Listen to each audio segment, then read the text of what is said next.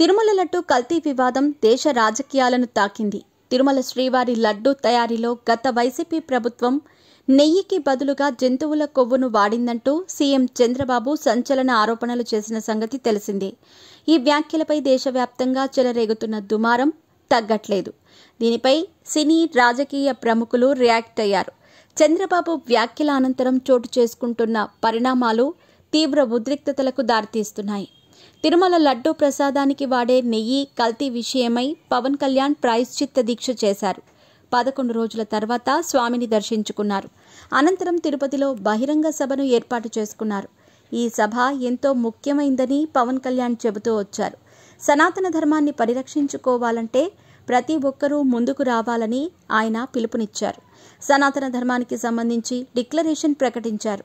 హిందూ దేవాలయాలకు ప్రత్యేక చట్టాలు, నిధులు తీసుకురావాలని పవన్ కళ్యాణ్ కోరారు. సనాతన ధర్మాన్ని ఎవరూ నిర్మూలించలేరని, అలా ఎవరైనా ప్రయత్నిస్తే మీరే కొట్టుకుపోతారని పవన్ చెప్పుకొచ్చారు.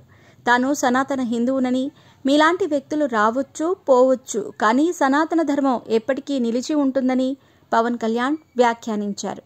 అయితే ఈ సందర్భంగా తమిళనాడు ప్రభుత్వం ఆయనపై తీవ్ర విమర్శలు చేశారు. గతంలో సనాతన ధర్మం గురించి మాట్లాడిన తమిళనాడు సీఎం స్టాలిన్ కొడుకు డిప్యూటీ సీఎం ఉదయనిధి స్టాలిన్కు పవన్ కళ్యాణ్ వార్నింగ్ ఇచ్చారు. సనాతన ధర్మం మలేరియా, డెంగ్యూ అని, దానిని నిర్మూలిస్తామని కొందరు అంటున్నారని పవన్ కళ్యాణ్ మాట్లాడారు. ఆయన ఉదయనిధి పేరు ప్రస్తావించినప్పటికీ తమిళనాట దీనిపై చర్చ మొదలైంది. అయితే పవన్ కళ్యాణ్ వ్యాఖ్యలపై తాజాగా Tamil Nadu deputy CM Udhayanidhi Stalin react అయ్యారు.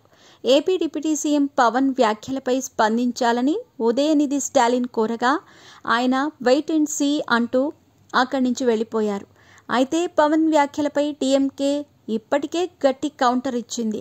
ఈ వివాదంపై డీఎంకే అధికార ప్రతినిధి డాక్టర్ సయ్యద్ హఫీజుల్లా మాట్లాడుతూ, తమ పార్టీ ఏ మతం గురించి, ప్రత్యేకంగా హిందూ మతం గురించి మాట్లాడదు, కుల దురాగతాలు, అంటరానితనం గురించి మాత్రమే మాట్లాడుతుందని సూచించారు.